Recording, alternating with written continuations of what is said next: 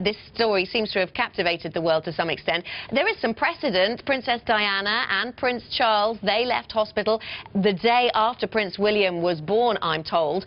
So there is some precedent. Maybe we'll see them trying to recreate those famous scenes on the steps of what is exactly the same hospital where William was born. But I've been digging into the names, Tom, and I've got a few odds for you.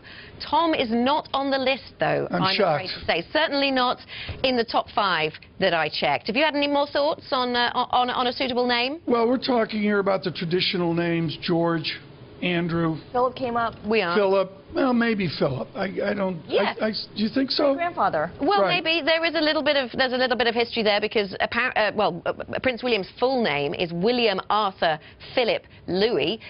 So you know there is precedent picking one of your own family names, because I was scratching my head trying to work out where Louis came from. It sounded that's way too French. That's not in the yeah, exactly. Yeah. That sounds a bit French, but given it's one of his father's the father's middle names. But to give you the odds, George is at the top. It's the favourite at 9-4. James comes in second at around 11-4. Alexander, Louis and Henry are all in there. Louis. Well, besides betting on the names, what else has the reaction been like there? Well, it's a little early days, I suppose. It happened just before 9 o'clock. It was really interesting. I heard somebody from a retail research institute earlier saying that he'd done some focus groups on how the British people were going to react to the birth of the baby, and it seemed incredibly British in the style of the reaction. Most people were saying, oh, I don't care. But, you know, if somebody else has a party or does something, then maybe I'll jump on the bandwagon. And that seems to be the way things happened around the Jubilee and the wedding. So these things start small and they grow, so you never know.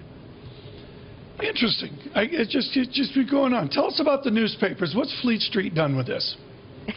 OK, well, I've got a copy of The Sun here, Tom, and if viewers aren't familiar with this newspaper, it's called The Sun. It's a well-read newspaper. With the easel. Newspaper in the UK. It's got a picture of the easel on the front. That was how the world was told about the birth outside Buckingham Palace. But the key thing here is the name. The newspaper is not normally called The Sun, spelled S-O-N. Yeah, even I got that. Anna, thank you so much on the Royal Baby Watch in London.